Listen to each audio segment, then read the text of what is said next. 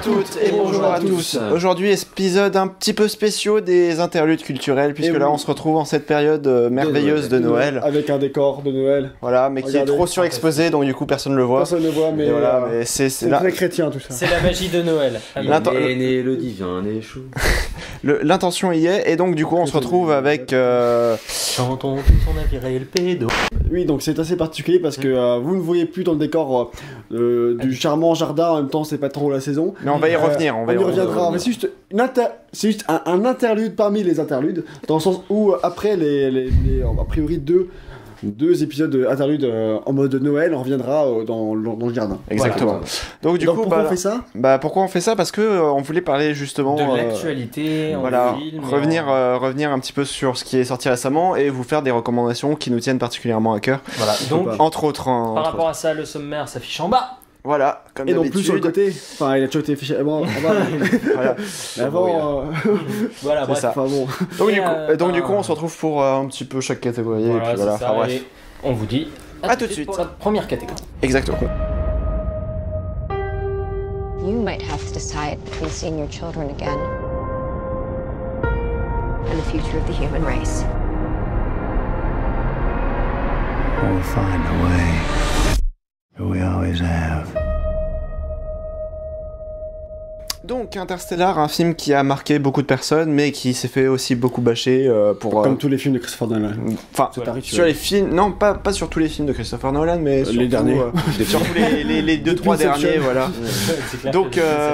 Donc qu'est-ce qu'on a à dire sur ce film ? Déjà, c'est un film qui a été très attendu, hein, parce que comme tu dis, déjà c'est le dernier film de Nolan, donc il y a un réalisateur... en novembre 2014. Voilà, un réalisateur qui a gagné en popularité énormément avec The Dark Knight. Parce qu'en fait, c'est un réalisateur qui fait... Enfin, pour moi, à mon avis, mais après, chacun a sa définition du film d'auteur. Mais pour moi, c'est quelqu'un qui fait du film d'auteur, mais à grand spectacle, en fait. Parce que c'est en partie, enfin, en très grande partie, c'est lui qui écrit ce scénario et qui après va les mettre en scène avec ses intentions, etc. Je préfère dire qu'il fait pas des blockbusters génériques, mais ça revient un peu au même, quoi. Je sais pas trop. Enfin, moi, je vais un peu en mode Spielberg, tu vois. Spielberg, lui, qui crée pas ses scénarios, mais en mode grand spectacle, c'est un peu la même manière de faire. Enfin, ouais, voilà, mais... Et après, lui, vu qu'il écrit ce scénario, et que c'est souvent d'écrire les scénarios originaux, c'est là qu'il apporte sa patte. Je sais pas si c'est du cinéma d'auteur, mais... voilà, c'est pas cinéma d'auteur comme beaucoup de gens l'entendent. En tout cas, ce qui est appréciable chez lui, ce qu'il apporte au blockbuster, je récite ma leçon, c'est que c'est des scénarios originaux qui sont pas repompés sur des séries, c'est pas des remakes, c'est pas des comics, c'est pas des et surtout c'est des scénarios genre Interstellar, c'est le film que t'avais jamais vu avant. Parce que voilà, c'est ça. C'est clair. Et c'est aussi un mec qui s'évertue encore et toujours à tourner le maximum en images réelles. En image réelle et en pellicule en plus. Et typiquement, en fait, il y avait genre peut-être 5-6 exemplaires du film en pellicule en 70 ou 90. Oui, d'ailleurs, il a été tourné passé à Paris récemment, format pellicule. Directement. Mais bon, voilà, c'est vraiment pour les puristes. C'est les puristes de ouf, on s'en fout un peu, nous. Mais moi, ça me fait un peu chier d'avoir le petit point noir là toutes les 15 minutes. C'est un truc qui me manque. Alors en fait, l'histoire, qu'est-ce que c'est ? L'humanité est dans la merde, faut trouver une nouvelle planète. Basiquement, voilà, c'est ça. Je crois que c'est un bon résumé. Je dirais que c'est un film d'anticipation parce que c'est franchement un truc que j'ai bien aimé dans Interstellar, c'est justement que le futur, pour moi c'est pas du tout de la SF, il y a une composante SF, mais en tout cas dans le pitch de départ, pour moi absolument pas de SF. Je veux dire, là le monde d'Interstellar, on est en train d'y courir genre en Usain Bolt, quoi. Donc, mais vraiment, donc la vision que Nolan il arrive à mettre de la Terre dans plusieurs années, mais dans pas tant que ça non plus, peut-être 100-200 ans. Si on continue comme ça, elle est. Au moins que ça. Ouais, voire moins que ça, si ça s'accélère. Justement, je trouve ça pas mal réaliste, donc j'ai cru. Donc en fait, la Terre, il y a un analyste, typiquement récemment, enfin, je sais plus exactement, mais il y a certaines personnes qui affirment justement que. C'est comme ça. Ouais, non, mais c'est pas ça, mais c'est juste que, en gros, la vie sur Terre telle qu'on la connaît va vraiment s'amener à s'éteindre, avant la fin du 21e siècle, en fait. En même temps, mais si certains comprennent pas qu'on peut pas manger de l'argent. Quelque chose que j'aime énormément moi dans ce monde de départ, c'est qu'il n'y a pas de grosses menaces directes, c'est-à-dire c'est pas un astéroïde qui va s'écraser, non, c'est le monde qui meurt petit à petit et qui s'éteint. C'est la flamme qui est en train de se faire souffler de plus en plus, et ce monde-là décrit comme ça, il est super bien retranscrit, parce que mais juste aux États-unis, avec la poussière qui est avec la poussière, c'est ça, et en fait l'image elle en devient vraiment sombre. Tu vois l'image qui, c'est rien qui est propre. C'est vraiment une partie très réussie. Et du coup le héros qui est donc joué par Matthew Connelly. Et donc lui en fait il trouve un centre de la NASA. Oh putain. Ouais, de manière un peu bizarre. Et en gros on lui dit va falloir que tu ailles dans l'espace puisque t'étais un de nos meilleurs pilotes pour Toi qui tombes par hasard chez nous. Ce serait cool que tu participes à notre expérience. Pourquoi pas. Non, c'est pas parti. ça. C'est sachant qu'on te connaissait depuis des années que t'étais. Et qu'on n'a pas pensé à t'inviter. mais non, t'es là, super. Mais voilà, non, mais je pense c'est pas il faut que tu viennes avec nous. C'est en gros ils disent que. Ceci étant dit. En fait, en gros, il y a un trou noir qui est donc un trou de verre à côté d'une des planètes du système solaire qui permet de passer dans un autre coin de l'univers. Et du coup. Avait un endroit dans un autre système solaire où il y a d'autres planètes et du coup il faut coloniser d'autres planètes puisque la Terre clams et du coup eux ils y vont mais ils ont un pilote qui a connu que les simulateurs et comme par chance le mec était pilote, ingénieur, machin, en aéronautique et du coup voilà il est embarqué dans le voyage. Donc voilà, sans aller trop non plus dans les détails de gros ils vont dans l'espace, ils vont chercher des planètes pour voir si on peut y vivre. C'est bon, vous avez compris le scénario. Et dans le film, qu'est-ce qu'il vaut? Maintenant, le film, en fait, il est pas mal. Il est vraiment, il est bien. Je vais pas mentir, je l'ai trouvé bien. Même pour moi, il y a un gros défaut. Il y a un espèce d'antagonisme qui s'installe vers la moitié du film et qui je trouve est très mal amené. J'y ai pas cru un seul instant. Mais il y en a beaucoup qui reprochent ça. Moi, je trouve ça très bien. Oui, il y a en gros, donc du coup, il y a deux choses, comme disait Yo-Yo, qui m'ont un peu gêné. En fait, voilà, c'est l'espèce d'antagonisme qui arrive à la moitié du film et évidemment la fin qui est mal amenée aussi parce que tu devines assez rapidement, plus rapidement que le personnage en fait. Parce que t'es dans un film et lui il sait pas qu'il est dans un film, du coup. En fait, voilà, c'est quelque chose qui m'a gêné, mais après, mis à part ça. Et c'est un poil niais, je trouve aussi. Ah oui, ça c'est vrai. C'est non mais peut-être mais de toute façon de manière générale je pense que c'est soit t'accroches au délire soit t'accroches pas au délire. Moi j'ai pas trop accroché au délire. Moi personnellement c'est un film qui m'a assez bouleversé parce que il y a quelques traînées comme vous le disiez, mais il y a aussi la musique qui va vraiment appuyer et qui va renforcer le côté émotionnel et c'est vraiment c'est vraiment énorme et moi sans dire exactement quel passage ni rien, mais la plupart des personnes qui regardent cette partie-là, je pense qu'ils ont déjà vu le film. Je me suis retrouvé carrément à deux ou trois reprises à pleurer carrément, mais vraiment parce que il y avait vraiment un sentiment d'attachement qui est vraiment fort par rapport au personnage. Il y a des moments très forts. Il y a des moments qui sont très forts. Il y a deux moments, moi je les ai trouvés mais surpuissants quoi. Et en même temps, c'est là que tu vois aussi la force de l'acteur Matthew McConaughey, il est exceptionnel. C'est exceptionnel, mais ces scènes-là, il est charismatique. Mais il joue pas, il accentue pas en fait, et c'est ça qui est vraiment. Il joue tellement bien, tout en étant très fin et intelligent, et en même temps. T'as l'impression qu'il vit son truc quoi. Voilà, c'est ça. T'as pas eu l'impression de regarder un acteur. C'est ça, et franchement. Tu connaissais pas trop. Moi je l'ai vu dernièrement, je l'ai vu dernièrement dans Dallas Buyers Club. À chaque fois il habite ses rôles, c'est un truc de fou. Moi c'est la première fois. Moi je reconnais ses gimmicks. Enfin, peut-être pas la première fois que je le voyais, mais en tout cas la première fois que je le remarquais quoi. Je reconnais ses gimmicks, sa manière de parler, sur la même voix, un peu la même gestuelle, donc je le reconnais, tu vois, mais tu reconnais le mec, mais il est vraiment dans son rôle. Par contre, il a un accent vraiment très prononcé. J'adore son accent. Mais le truc, c'est que évidemment, comme il joue le rôle un petit peu de quelqu'un qui est dans l'Amérique profonde, du coup, ça va parfaitement avec. C'est un true American. Non, mais c'est vrai que ce que tu dis, c'est un film ici pour peu qu'on rentre dans le délire, ce qui est émotionnellement qui peut être très fort. Ce que je veux dire, moi, je suis pas touchable facilement entre guillemets, et là, j'ai vraiment eu des. Il y a des fous. Mais moi aussi, moi, généralement, ça m'arrive très rarement de pleurer devant un film. Et là, c'est vraiment quelque chose qui m'a tellement transporté. Mais il y a aussi un truc qu'un youtubeur français a souligné en fait dans sa critique du film, c'est que les personnages de Nolan sont assez creux en fait. Ils vont représenter des archétypes globaux en fait. Vrai, et donc du coup moi personnellement c'est pas quelque chose qui m'a gêné, mais voilà, et peut-être que ça chez certaines personnes ça va accentuer je trouve pas que c'est un manque de personnalité. Je trouve que c'est un manque de bonne écriture. Mais sur certaines répliques ils sont pas creux, les personnages, ils sont pas creux, mais ils sont classiques, mais en même temps le film il dure déjà presque 3 heures.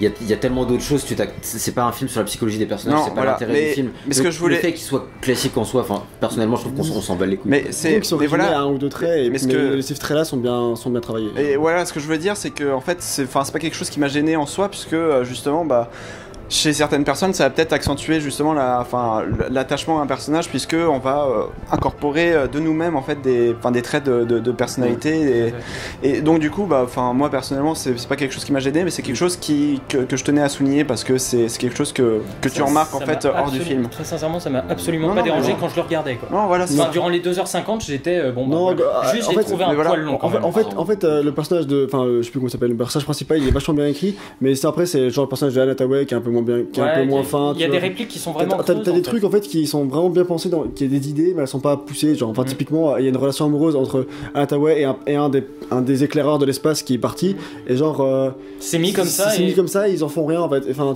par exemple, c'est le genre de trucs qui sont pas. Mais en même temps, le film était déjà tellement. Après, c'est ça, voilà. Le film principalement, il s'axe sur plusieurs trucs, donc, comme l'a dit RL, très important, tout ce qui est émotionnel, etc. Et puis tout ce qui est découverte de l'espace et aussi genre désespoir en fait, genre tout ce qui tourne autour de, pour ça qu'on insiste un peu au début, tout ce qui tourne sur désespoir, de fin de l'humanité, surtout la perte de quelqu'un qui d'un être cher en fait. C'est vraiment mais voilà, c'est vraiment le dada de Nolan, et franchement moi c'est quelque chose qui me touche personnellement en fait en général, donc c'est quelque chose qui m'avait vraiment très bien, très touché dans Inception, et voilà.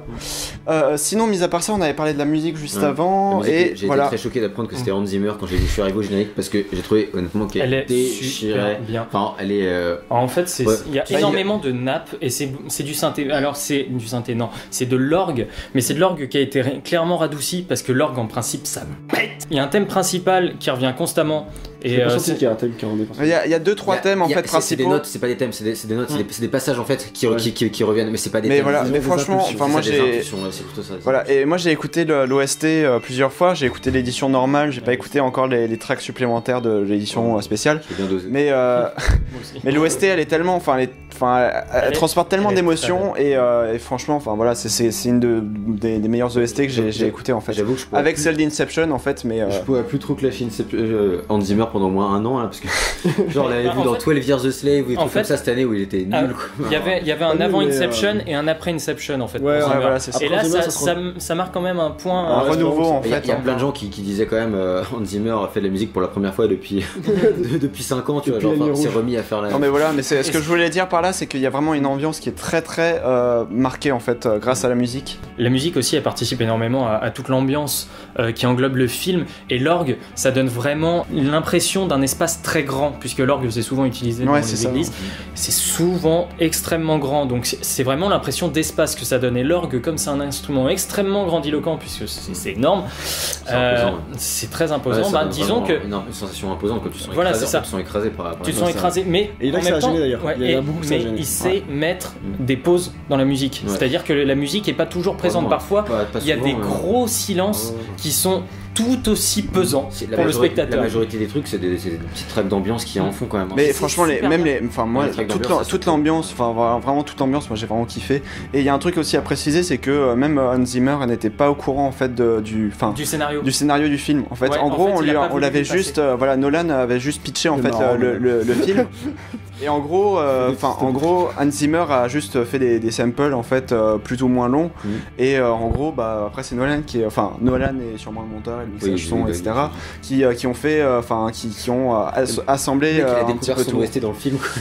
C'est pour ça qu'il était bon en fait. Si tu prenais que des samples de ses autres films, peut-être que tu peux faire un truc bien avec. Mais donc voilà, c'était une petite anecdote comme ça. Mis à part ça aussi, il y a pas mal d'anecdotes sur la technique. Juste pour préciser, il y a Nolan essaie de, comme on disait au tout début, il essaie de tourner en maximum en image réelle. Voilà, en image réelle, donc même sur les scènes dans l'espace, sur les scènes dans le cockpit, c'est-à-dire dans les vaisseaux, etc., où tu vas voir en fond, par exemple, les étoiles, les choses comme ça, et ça va pas être du fond vert, ça va vraiment être en fait ces petites LED sur un fond noir, et voilà, du coup ça renforce le sentiment d'immersion pour les acteurs, et du coup moi je trouve ça vraiment génial parce que tu vois, il y a plein de mecs qui font des films juste sur le fond vert, et Nolan lui il fait exploser un hôpital. Il est comme ça. Tu vois, entre autres. Alors il fait construire une méga maquette juste pour l'exploser. Pas dans Interstellar à l'hôpital. Non, c'est dans Dark Knight. Mais je veux dire, ça c'est Nolan.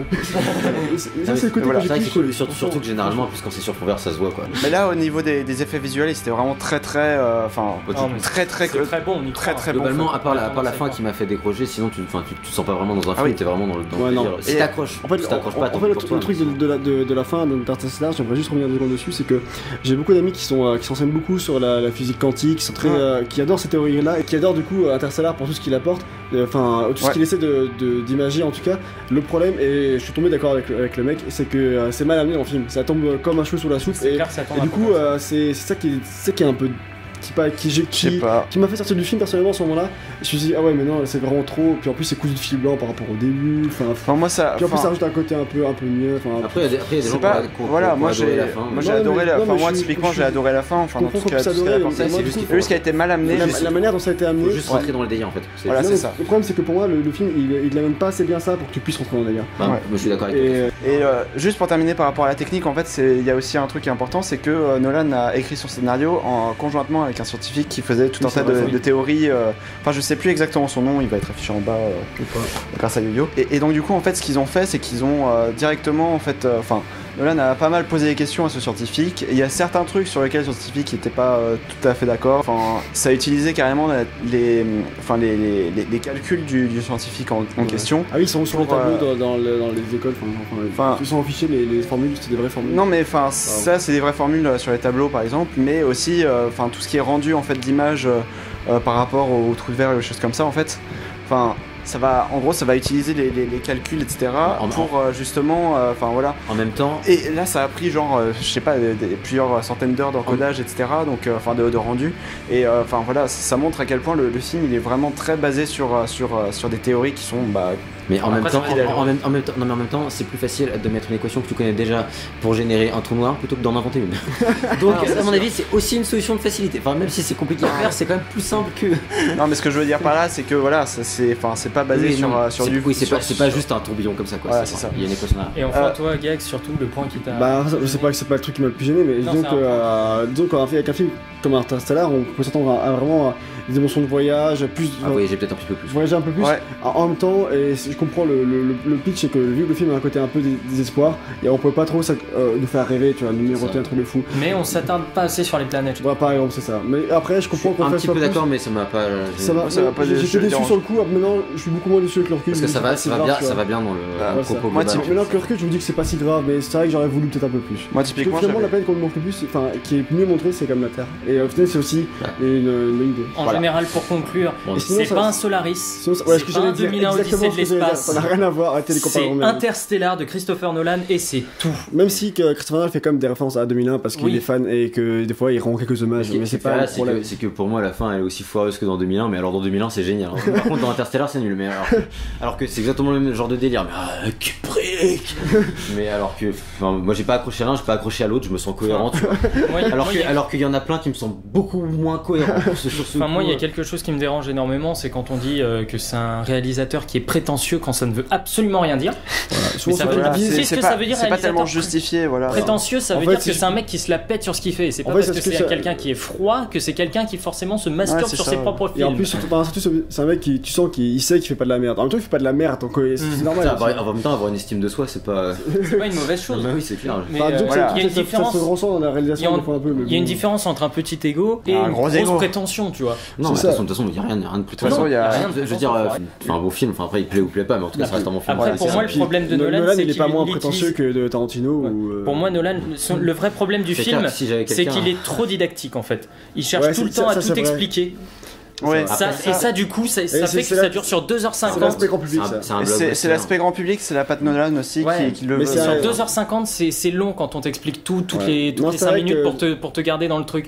Mais moi après ça m'a semblé un poil blockbuster et qui fait que pour moi c'est comme que ça le rend accessible. Un des meilleurs blockbusters de ces dernières années. Pour la planète des singes, je disais que c'était un blockbuster intelligent, mais Interstellar c'est quand même le niveau du dessus parce que la planète des singes c'est un blockbuster intelligent, pas trop con et qui se regarde bien, mais qui reste assez simple, alors qu'Interstellar c'est quand même comme tu disais, c'est vraiment une production super originale, machin, etc. Quand même un niveau dessus. Donc globalement c'est un film qui nous a plutôt plu, qui a des défauts, mais en tout cas si vous l'avez pas vu, on vous recommande d'y jeter un œil, peut-être que vous avez. Et surtout, et voilà. Essayez d'y aller au cinéma. Parce que c'est une vraie. Maintenant c'est un peu tard. Ouais, c'est peut-être, mais il y a certains cinémas qui le diffusent encore. Si vous êtes en région parisienne, c'est mon avis c'est possible de le trouver encore. C'est vrai qu'au cinéma ça en jettera sûrement moins cher. Donc on se retrouve pour l'œuvre suivante tout de suite. Veulent vivre comme des Romains.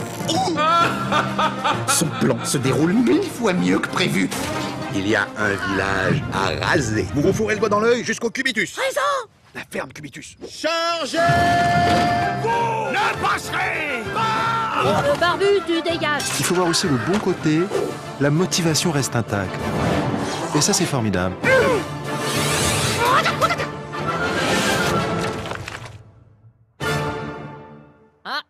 Ça va pas être la même limonade. Astérix et le domaine des dieux par Alexandre Astier et Louis Clichy. Alors Alexandre Astier, pour ceux qui le connaissent pas, hein, c'est le mec qui a juste fait Kaamelott. Et Louis Clichy, qui est génial. Et Louis Clichy, c'est un gars des studios Pixar qui s'est dit, hey, en fait, on a un bon savoir-faire avec les gobelins, etc. Alors pourquoi tous les mecs vont aux États-Unis chez Pixar? Et si on faisait un truc en France? Ouais, les Gobelins, l'école des Gobelins. 3D, l'école des Gobelins. Et donc, du coup, on a ce film d'animation, Astérix et le domaine des dieux. Alors, en fait, je suis pas extrêmement fan de Kaamelott, c'est-à-dire que j'aime beaucoup, mais j'aurais tendance limite à préférer Caméra Café, qu'on ne m'en veuille pas. Tout le monde a des envies de quitter la vidéo. Le niveau que ça match, c'est clair. Et en fait, ce qu'il faut voir, c'est que donc qu'est-ce qui se passe? C'est César, il dit bon, j'en ai marre d'attaquer de front, ça marche pas. Donc qu'est-ce qu'on va faire? On va installer une ville autour de leur village, et comme ça, ils vont être obligés de s'acclimater. Voilà, donc c'est inspiré de la BD du même. C'est pas inspiré, c'est une adaptation pure et dure. Et il y a aussi un truc juste. Le pitch de départ est excellent. Enfin, moi j'ai juste regardé le trailer, le pitch de départ est non mais il est super bien. Et il y a une vraie critique de la société de consommation qui était déjà présent à l'époque sur la BD, donc voilà. Et, c'est super dans le trailer. Et en fait, c'est super bien parce que c'est vraiment une adaptation pure et dure de la BD. Alors, quand tu connais la BD, tu t'es pas un peu chier? Alors non, puisque Astier a rajouté des trucs en fait dans l'écriture. Dans l'écriture, déjà, tu sens vraiment que c'est Astier parce qu'il y a pas mal de blagues qui ressemblent à du Kaamelott, etc. Et je pense le film est plus long que le temps que tu mets à lire la BD, donc. Voilà, donc. Et il y a plein d'idées qui font que le rythme du film ne descend jamais. Le film dure 1h25 et le rythme, il est toujours au top niveau, quoi. Jamais ça s'arrête, ça fonce tout le temps et t'as toujours l'impression que le film a quelque chose à dire. Ça, c'est vraiment très intéressant. Juste, en fait, ce qui se passe, c'est il y a pour moi, le plus gros problème du film. C'est Obélix. C'est les voix et c'est Obélix. C'est la voix d'Obélix. C'est la voix d'Obélix. Alors la voix d'Obélix, c'est le roi Hoth dans Kaamelott. C'est Couillère qui le double. Et en fait, faut savoir que celui qui doublait Obélix est mort il y a quelques années. C'était le doubleur original qui était sur les dessins animés. Non, doubleur du dessin animé. Et en fait, il est mort. Effectivement, quitté la vidéo. Donc il est mort et donc on l'a remplacé. Sauf que là, Obélix, je trouve qu'il fait gros balourd. Ouais, c'est ça. Il fait un peu trop gros balourd, idiot. Pour moi, ça. Enfin, après, je suis un peu nostalgique aussi de l'ancien parce que j'ai grandi avec. Ils ont gardé la voix pour Astérix de Roger Carrel qui a 85 ans. Ah, c'est génial. Et qui fait Astérix pour la dernière fois. Par contre, il l'a dit. 85 ans. Voilà, mais c'est la voix d'Astérix qui est là et putain, ça faisait tellement du bien de l'entendre. Et sinon, toutes les voix sont à peu près correctes, ça va. Il y en a qui viennent de Lionel Astier ou pas? Ah oui, il y a Lionel Astier par exemple. Et Alexandre Astier, il fait un truc ou pas? Oui, il fait un général romain. Et il est assez génial. Je disais que Panoramix par contre. Panoramix en fait c'est le même doubleur et le problème c'est qu'il offre une vraie contre-performance. Dans l'ancien il faisait vieux mais vieux érudit, tu vois. Là il fait entre deux âges. Il fait vieux con. Là il fait limite 45-50 ans. Et je trouve que ça marche moyennement. Après encore une fois, je suis vraiment habitué et nostalgique parce que. Il fait plus jeune qu'Astérix en fait. C'est parce que j'ai vraiment regardé encore et encore les anciens avec pour moi mon préféré, c'est La surprise de César. Un autre problème du film, et ça sera le dernier, c'est au niveau de la mise en scène par moment, comme ils veulent faire toujours super vite. Parfois il y a certains plans qui s'enchaînent à une vitesse t'as pas le temps de comprendre. D'accord. Mais au niveau de la mise en scène générale, c'est super bien foutu parce qu'ils ont compris qu'ils pouvaient jouer avec la caméra et avec les échelles de plan. C'est-à-dire que, tu sais, dans un film, par exemple, quand tu veux filmer une petite truc là, tu peux pas mettre ta caméra ici.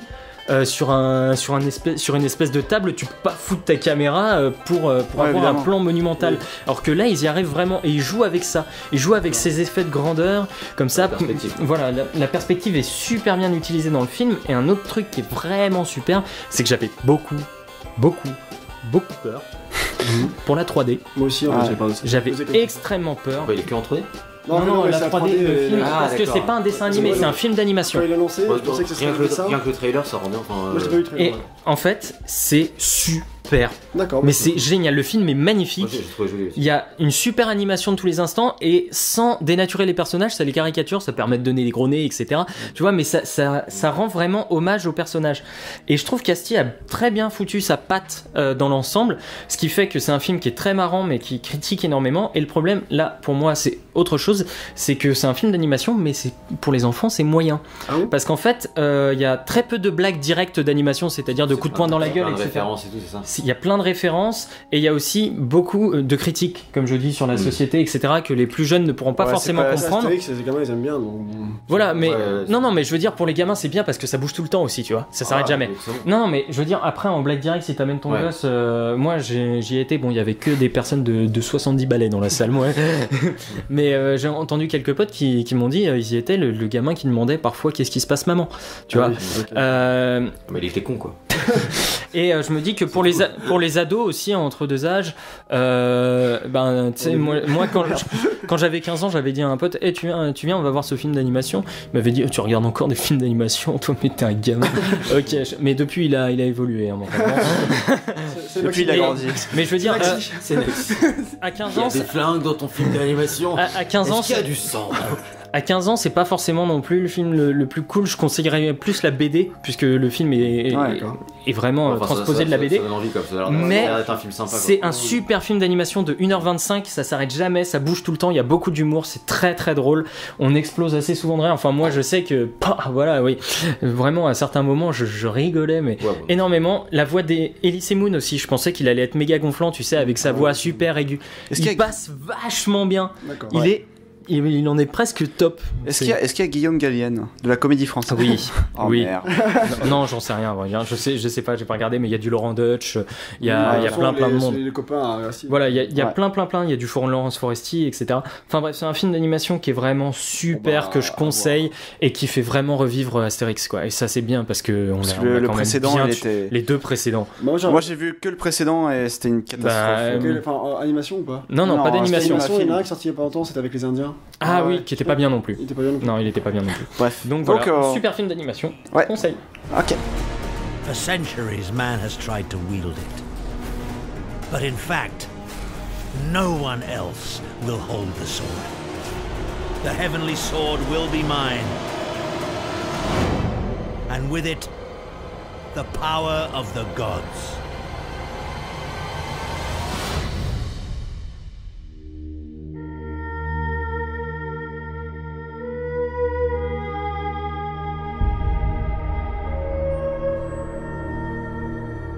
Maintenant, on va parler d'Heavenly Sword, le film, parce que vous ne savez pas, mais il y a eu un film du jeu Heavenly Sword. Absolument pas commercialisé. Absolument pas commercialisé. Donc le film est sorti... commercialisé, mais genre pas du tout promu en fait. Voilà. Il est sorti en direct to DVD le 2 septembre 2014. Directement en DVD. Hein.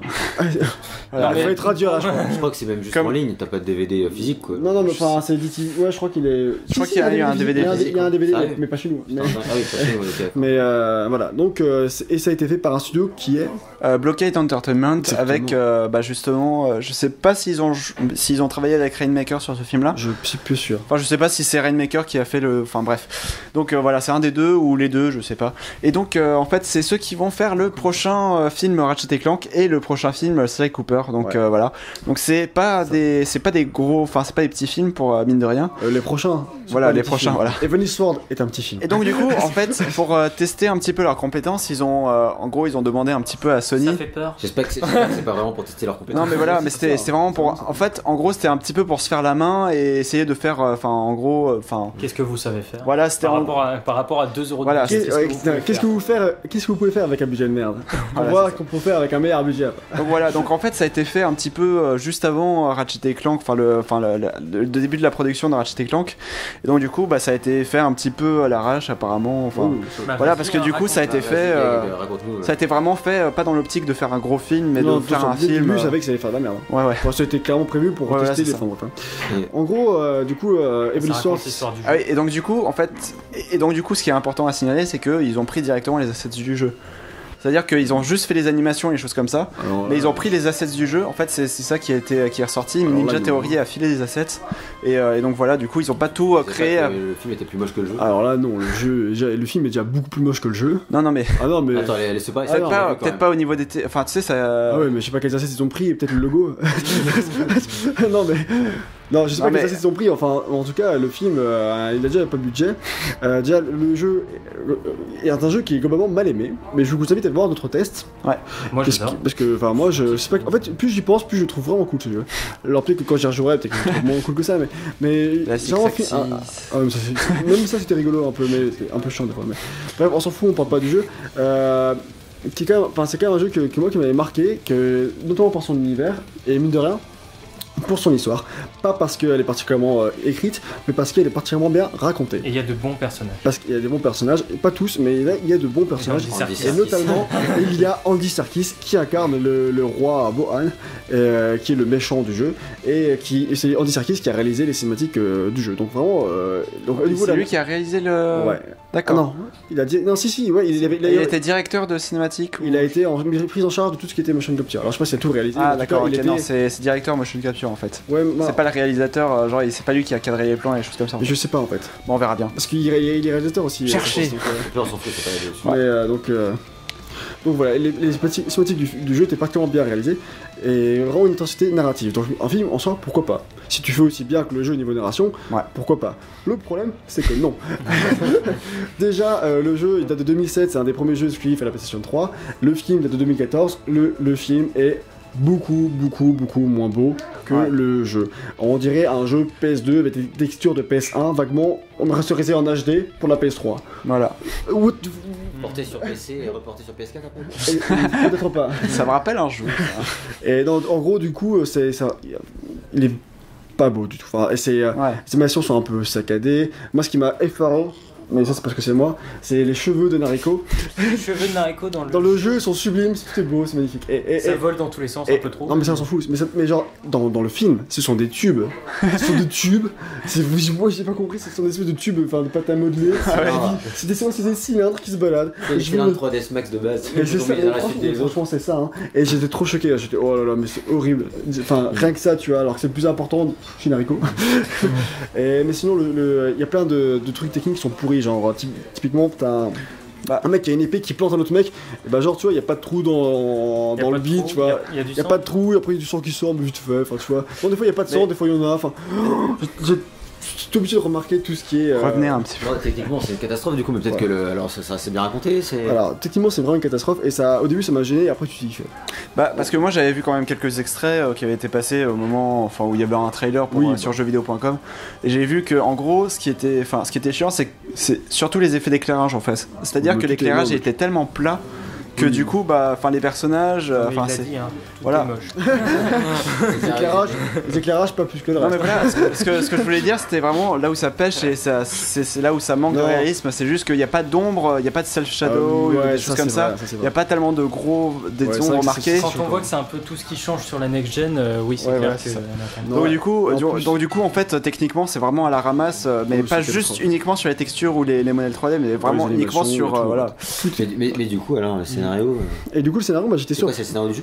Bah, en fait, non. Ah d'accord, ok. Non, en fait, ça raconte l'histoire du jeu, mais différemment. En fait, il change l'histoire pour raconter une autre histoire avec des variantes. Par exemple, dans le jeu, Nariko et Kai sont pas frères, sont pas sœurs en fait, par exemple. Non, c'est juste que Kai a été trouvé quelque part. Et là, Kai c'est vraiment sa sœur, par exemple. Tu vois, il y a plein de trucs qui changent. Là, c'est chelou, hein, parce que le père, il a été à droite à gauche là. Oui, non, mais oui, justement, enfin, ils en parlent ça. Et du coup, bah. Et là, du coup, Nariko, c'est pas l'élu de l'épée, tu sais, comme d'hab. Et là, du coup, une histoire qui est. Bon, je vais spoiler un peu parce qu'on s'en fout. Mais sans spoiler la finalité, mais en gros, l'histoire, du coup, ça va être de. Nariko n'est pas l'élu de l'histoire, comme dans le jeu, parce que dans le jeu, ils veulent pas que ce soit elle. Mais du coup, là, l'élu, ce serait son frère, parce qu'elle a un frère. Mais on le sait pas, c'est juste qu'il a couché avec. Le père, il a couché avec une femme de village. Et du coup, ce serait le frère, lui, le porteur de l'épée, celui qui va sauver la nation. Et du coup, Nariko et Kai partent à la recherche de leur frère. Ça, c'est le pitch. Ah, d'accord, ok. Bah, c'est complètement différent. En fait, c'est complètement du film. C'est pas du tout pareil.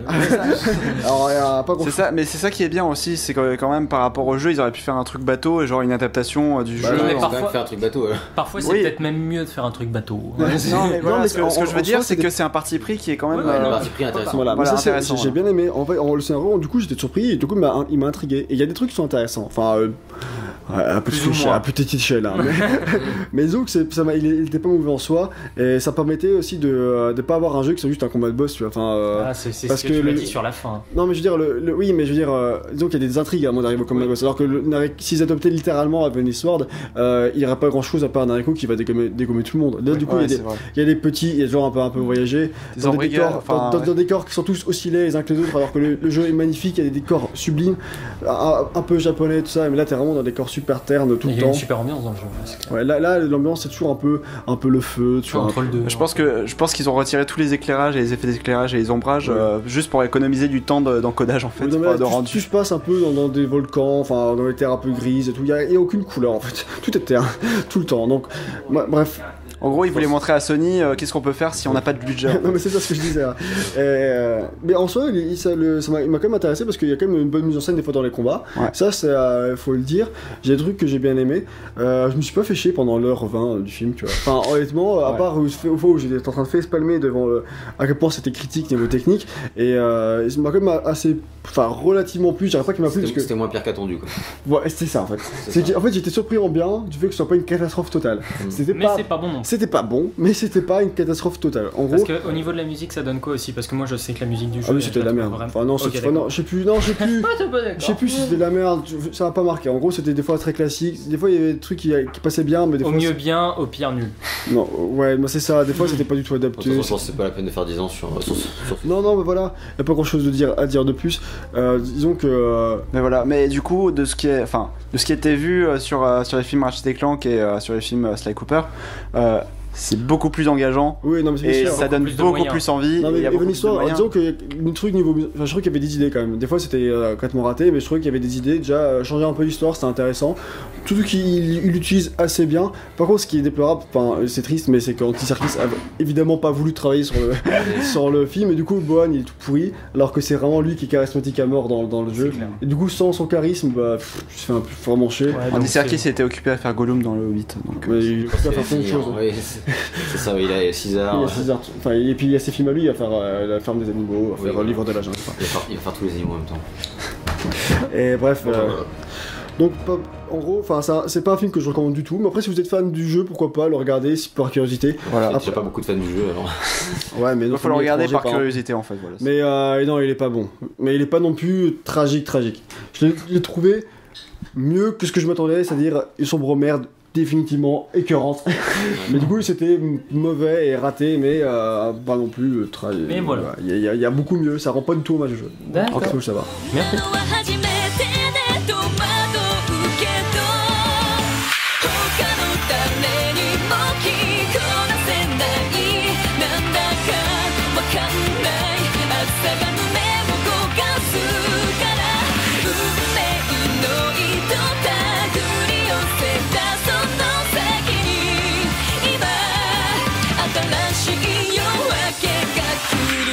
Kill la Kill du studio Trigger, sorti en octobre dernier, une saison, 24 épisodes, et on pense que normalement c'est fini, il n'y aura pas de saison 2. Alors c'est une série qui donc est faite par le studio Trigger, qui est un nouveau studio qui a décidé de faire ça après Inferno Cop. En fait, les gars du studio Trigger, c'est des mecs de chez Gainax qui avant... oui, bah, excusez-moi, je parle un peu technique, mais je connais. Donc, Gainax. Et en fait... Et en fait... donc ces mecs-là avaient fait, là c'est Imaishi qui est derrière l'animé, et c'est un gars qui a fait Fooly Cooly, Teppen Toppa Gurren Lagann et Panty Stocking with Garterbell, 3 énormes animés qui transpirent la passion de l'animation, et c'était vraiment génial à regarder. Surtout, je vous conseille énormément Teppen Toppa Gurren Lagann, qui est fantastique. C'est du délire constant, c'est toujours plus haut, toujours plus fort, toujours plus loin, et ça finit, mais c'est n'importe quoi. Mais j'ai jamais vu un truc aussi épique de ma vie, sans déconner quoi. J'avais limite les larmes aux yeux à la fin tellement j'ai tellement pété dans le truc. Non mais gars, t'imagines même pas quoi. C'est un truc de malade. C'est quoi ça? Et donc là, du coup, c'est Teppen Toppa Gurren Lagann. Ok. Mais là, c'est. Mais là, pour le coup, c'est Kill la Kill. Alors, Kill la Kill, donc c'est un scénario original. En fait, c'est l'histoire de Matoi Ryoko qui, en gros, vient à la Honnoji Gakuen. Alors, Gakuen, c'est un lycée en japonais, c'est ça que ça veut dire. Et en gros, elle arrive avec une demi-paire de ciseaux qui est un peu une énorme épée. Un demi-ciseau, énorme épée, et elle vient en fait pour trouver l'assassin de son père. D'accord. Parce que l'assassin de son père, elle pense que c'est celle qui dirige le lycée qui est derrière ça, c'est Satsuki, Kiryuin Satsuki. Voilà, c'est les noms sont, voilà, comme toujours. Et en fait, l'histoire, dans le lycée, en fait, il y a un truc un peu bizarre, c'est-à-dire que ça parle un peu de la terreur. Enfin, les thèmes de fond, c'est la terreur et le contrôle aussi par la peur, parce qu'en fait, le lycée, il est régi par un système d'étoiles. En gros, chaque personne va de 0 étoile à 3 étoiles, les 3 étoiles étant les plus forts. Et en fait, ça permet si t'as un uniforme spécial qui se transforme en fait en fonction du nombre d'étoiles. Et si t'as 3 étoiles, t'es extrêmement fort, et c'est réservé effectivement à l'élite. Si t'as 2 étoiles, t'es moins fort. Si t'en as pas, t'as pas de pouvoir. Ouais. Et donc du coup, Matoi elle arrive comme ça, Ryoko, et elle a rien, tu vois, elle a pas d'uniforme, tranquille, et elle se fait démonter la gueule au départ. Et finalement, elle va tomber sur un espèce d'uniforme un peu spécial qui peut parler. D'accord. Ouais, qui peut parler, qui lui parle. Il y a une espèce d'œil énorme là, qui parfois en fait complète son œil dans la mise en scène. D'accord. C'est assez intéressant. Ouais, non mais de base c'est super chelou, mais ça passe vachement bien. Et le truc en fait, c'est que l'histoire elle avance bien. Le problème c'est que dans la première partie en fait l'histoire est un peu le cul entre deux chaises, c'est-à-dire que tu sens qu'ils veulent faire rigoler, mais tu sens qu'en même temps ils veulent faire du sérieux pour faire avancer l'histoire, donc du coup ça marche pas tout à fait. Et l'autre problème c'est que surtout dans la première partie en fait, quand ils veulent faire du sérieux, juste derrière c'est désamorcé en fait par un trait d'humour qui sort un petit peu de nulle part, à cause souvent de Mako, qui est un autre personnage, une fille mais complètement starbée, qui fait des monologues avec la lumière de Dieu qui amène sur elle avec une musique alléluia derrière, et genre c'est une mise en scène, c'est complètement pété, c'est n'importe quoi. Ça reste assez drôle si tu veux, mais ça désamorce les moments importants. Donc en ça c'est mal foutu. Par contre la deuxième partie est vachement bien, parce que y a vraiment une super mise en scène, et je vais en reparler vite fait, mais une musique qui monte en puissance mais qui est exceptionnelle. C'est le cœur de l'animé, c'est de la musique, c'est un truc de fou, c'est bref. Et donc voilà, en fait sur la finalité du scénario, c'est pas si génial que ça, mais disons que ça se laisse regarder, c'est un bon délire, ça passe bien, ça passe bien en tant que délire. Et en fait parce que le truc c'est que elle, son uniforme au départ, ça va pratiquement la déshabiller. Le seul truc c'est ça va lui couvrir juste le bas, le haut, mais genre tu vois, c'est au début tu penses oula, ça c'est ce qu'on appelle du fan service ou de l'ecchi, c'est-à-dire ecchi ça veut dire pervers en japonais. Okay. C'est du fan service, c'est genre pour les fans japonais, on va pouvoir acheter les figurines dessus, et voilà.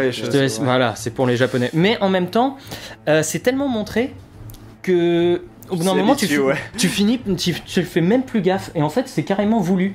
Donc du coup il y a une espèce de parodie de l'ecchi qui est montrée à l'extrême, mais en même temps la personnage qui est genre en mode putain mais regardez pas, c'est bon, vous faites chier là, tout en ayant un caractère bien rentre dedans, tu vois. Donc du coup ça passe relativement bien, surtout qu'en fait on comprend très vite qu'il faut accepter sa sexualité et le fait d'être tel qu'on est, si tu veux, pour être plus fort. C'est un thème assez simple mais qui marche plutôt bien. Et donc du coup on va avoir surtout le droit à des combats de fou. Le problème c'est que c'est le deuxième animé du studio et ils ont pas encore les moyens. Et du coup je pense que c'est un projet qui est arrivé trop tôt. C'est un projet qui est arrivé trop tôt, vu que ambitieux en fonction du budget. C'est ça, le truc c'est que parfois t'as l'impression de voir des animations PowerPoint sans déconner, hein.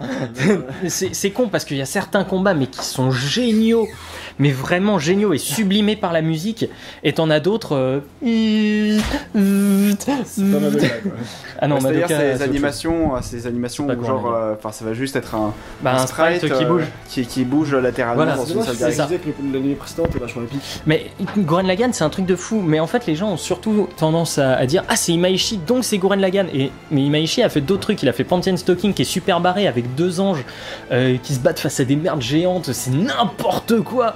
Mais c'est complet. Mais c'est génial. C'est génial. C'est génial, Panty & Stocking. Et Fooly Cooly aussi, qui a un énorme délire. Fooly Cooly. Non, une nana. Fooly Cooly. Et une nana avec une Vespa qui vole et qui frappe des mecs avec une guitare électrique. C'est la logique, quoi, en fait. Non, mais c'est assez génial. Et donc, en fait, voilà, Kill la Kill, c'est un peu un mix entre tout ça. C'est un peu ce qu'ils font de mieux, mais ils n'ont pas encore les moyens. Et le problème, en fait, c'est que les personnages secondaires sont plus des tremplins aux personnages principaux. Plus qu'être véritablement des personnages secondaires qui vont être là, tu vois, pour servir le scénario, ils vont être là en tant que tremplin. Et du coup, le début, ce qui m'a un peu énervé, c'est que tu as l'impression d'être en face d'épisodes que j'appelle tests. Ouais. Genre par exemple, tu vas avoir un épisode qui fait rigoler, puis un épisode sérieux, puis un épisode puis un autre épisode basé sur un autre truc. Ouais, des pilotes en fait. Non, sur une bonne partie de la première moitié. Et pareil, en fait, il y a une idée, ce qu'on appelle shonen, c'est le manga shonen, c'est Naruto, tout ça, c'est tu sais, le pouvoir de l'amitié me fait gagner de la force, ce genre de truc. Et là, sur 3 épisodes, au bout d'un moment, ils le font, et je trouve ça assez lourd. Puisque ça marche pas et c'est genre regardez l'uniforme il peut se transformer en scie, enfin c'est n'importe quoi. Après au niveau des pouvoirs, genre l'épée qui est donc la moitié de ciseaux qui s'ouvre en deux et il y a une autre moitié qui se ressort et ça devient une arme mais qui fait 10 mètres de long, c'est n'importe quoi. Ils sont allés dans le délire et ça marche vachement bien. Mais le truc qui vraiment sublime tout, mais c'est la musique de Hiroyuki Sawano, mais qui a fait un boulot de malade. Alors autant sur la même année, il avait fait l'Attaque des Titans, Shingeki no Kyojin, qui a marché du feu de Dieu et dont tout le monde, qui s'intéresse un petit peu au truc, a entendu parler, puisque ça a marché, un truc de dingue. Mais cette OST-là était vraiment super classique par rapport à ce qu'il faisait habituellement, c'est-à-dire qu'aller écouter celle de Blue Exorcist et écouter celle de Attack on Titan, c'est la même, c'est juste un peu plus dark. Donc ça n'a pas vraiment d'intérêt. Par contre, celle de Kill la Kill, il a sorti les trompettes, les trucs grandiloquents, de la musique d'héroïsme primaire, avec trompettes, c'est n'importe quoi. Mais tu sais, t'as l'impression que le héros, il arrive sur le bord, il arrive sur un train et il y a les mecs qui l'attendent avec les chars sur le côté. T'as les banderoles, t'as vraiment l'impression que c'est ça et ça marche super bien. Mais en dehors de ça, voilà, comme je le disais, le problème c'est qu'il y a Lechi qui est en même temps super présent et qui gêne un peu parce que par moment en plus il réutilise les scènes et tu te dis bon c'est bien ça désamorce mais en même temps c'est chiant, je l'ai déjà vu cette scène. Mais en même temps ils ont pas assez de budget donc ils comblent. Donc t'as pas mal de trucs. Tu as l'air un peu mitigé quand même. Alors je suis assez mitigé sur l'avis global et relativement objectif, mais c'est une série que j'ai adorée en fait. Ok d'accord, t'en parles pas pour rien. Voilà, j'en parle pas pour rien. DVD, je l'ai acheté en DVD, ça c'est que la partie 1, il y a une partie 2 qui arrive. Il y a combien d'épisodes en tout? Il y en a 24 de 20 minutes. Généralement les animés c'est autour de la vingtaine je crois. Soit 24, soit 12, mais ça a plus tendance à aller vers 12 maintenant. Et en fait j'ai trouvé que c'était un putain de vent frais si tu veux dans la Japanimation. C'est des mecs qui sont faits, on a un délire, on lâche le délire, allez c'est bon, on s'en branle, on s'en fout, on y va dans le délire et on y va et ça va. C'est relativement bien fait, c'est bien écrit, il y a beaucoup de personnages charismatiques, notamment l'antagoniste qui arrive vers la moitié du scénario qui est génial, qui est super bien pensé et qui a un thème en allemand, alors c'est très bien pour le méchant, mais qui a un thème en allemand qui est fantastique, puisque en plus il est pas genre tu sais trop dark le thème, il est super gloomy, super funky, et genre tu te dis putain c'est ça le thème du méchant et ça passe super bien. Mais c'est surtout il y a une vraie montée en puissance dans le scénario et dans les musiques qui fait que au final, mais si tu te laisses porter par le délire et que t'acceptes le fait que ce soit vraiment con, putain mais c'est super cool à regarder et en tant que divertissement ça passe vraiment le temps. Et à ce niveau-là, moi je peux que le recommander. Maintenant, si vous voyez qu'au bout de 4 épisodes, c'est toujours pas ça, il y a peu de chances que vous accrochiez jusqu'à la fin du délire. Mais parce que généralement, pour regarder une série, au bout du 4e épisode, tu commences au bout de 3 épisodes à peu près. On considère qu'au bout de 3 épisodes, c'est bon. Si l'animé est pas bon au bout de 3 épisodes, c'est que c'est pas ça. C'est pour ça que Madoka, lui, il y a un retournement de situation à la fin du 3e qui. Et bon, c'est ma série préférée, mais j'en parlerai à un autre moment. En tout cas, voilà, ça c'est une série que je recommande. Kill la Kill, sympathique et appréciable.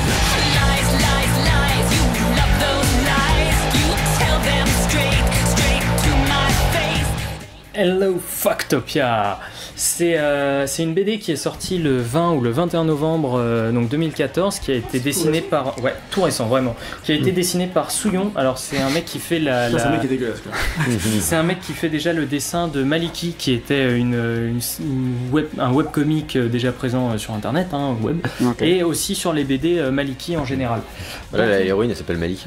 Là elle s'appelle Mali, tout simplement. Mali, d'accord. Elle s'appelle juste Mali. Donc on suit, voilà, l'héroïne c'est Mali en fait, qui arrive à Paris. Au Paris, et Paris en fait c'est Fucktopia.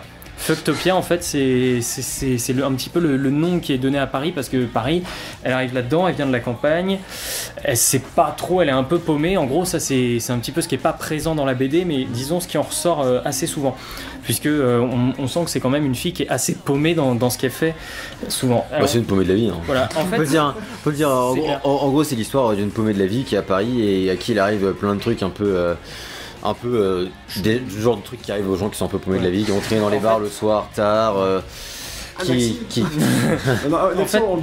fument des champignons, enfin tout ça. En fait le truc, faut savoir que c'est une BD qui est autobiographique de la part de Souillon en fait, qui a toujours voulu raconter cette histoire, mais qui a attendu longtemps pour pouvoir mettre en scène son histoire, parce que c'est pas l'histoire telle quelle. Je pense que c'est un homme. C'est un homme, mais il a retranscrit dans une femme, parce que vu qu'il y a plein de plans de fesses, de seins, etc.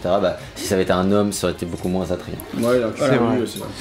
Et puis ça lui permet de se donner un alias un petit peu à travers le bouquin. Il aurait pu se donner un alias. Donc en fait le livre, il a été la BD a un petit peu été romancée, si on veut, pour que ça tienne en BD finalement, pour que ce soit intéressant.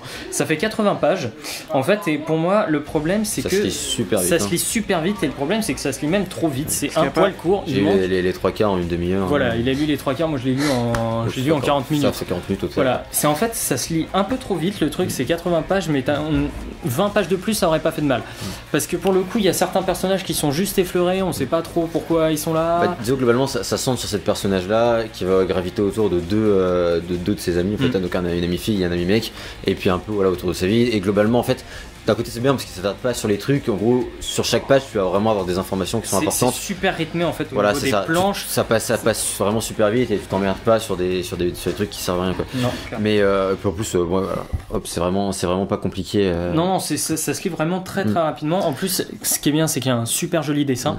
Alors en fait le dessin c'est un mix en fait entre du manga et un trait franco-belge au niveau de la BD, et ça rend super bien, parce qu'il y a souvent des gros aplats de couleurs. D'ailleurs au début je pensais que c'était un truc japonais, déjà parce que c'est toi qui me l'as passé, et ensuite parce que à cause du style, tu vois, et en fait j'étais étonné de voir que ça se passe à Paris, mais ça a bien l'air français comme truc. Et c'est français complètement. Du coup, et en fait ça passe super bien le style, parce qu'il y a vraiment déjà ça bouge tout le temps.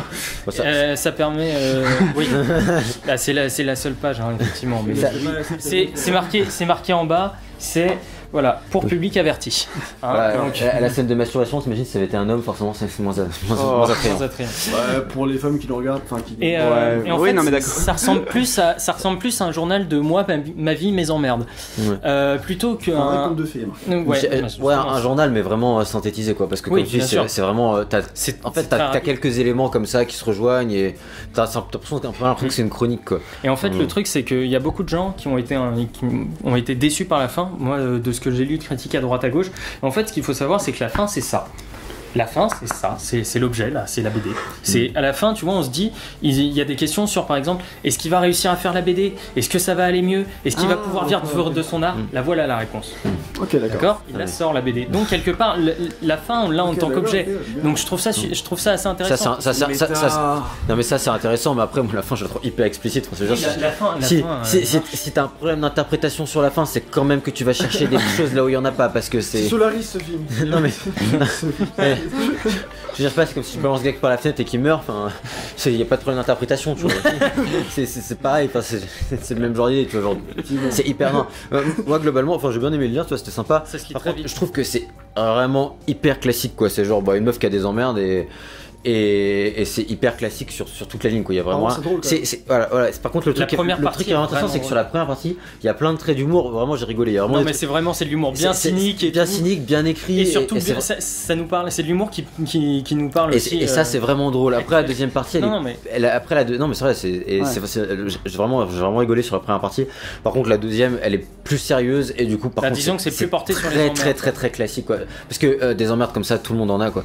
Donc en fait, c'est autobiographique pour lui, mais ça pourrait être autobiographique pour tous les Parisiens. Donc voilà, je trouve que en fait le problème c'est que comme c'est une BD qui est vraiment, c'est vraiment une BD qui est très personnelle, et le problème c'est que parfois je sais pas trop où l'auteur a voulu en venir. C'est-à-dire que il raconte ses emmerdes, c'est bien, mais pour le lecteur, il manque d'une finalité. Je trouve que le propos est pas assez bien exploité. C'est ça, pour moi c'est une chronique. C'est ça, c'est une chronique de la vie. Ouais, c'est une chronique de sa vie.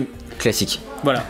Donc en fait, il est intéressant grâce au trait d'humour et grâce au style de dessin, mais qui sont vachement bien. Voilà. Et en fait, moi je trouve que quand même, quand je l'ai fini, je me suis dit, quand même, enfin j'ai trouvé personnellement, après c'est pas le cas de tout le monde, mais il y a quand même un truc qui ressort, quoi. Il y a une espèce d'idée qui est pas dégueulasse, et enfin tout ça est souligné avec le rythme qui vraiment est constant, et ça va, tu t'ennuies jamais sur les planches. Aussi vite, forcément. Voilà, mais je veux dire, en 40 minutes t'as quand même le temps de t'ennuyer sur un épisode d'une série, par exemple, 40 minutes parfois. Et là 80 pages, non, ça passe vraiment à toute allure.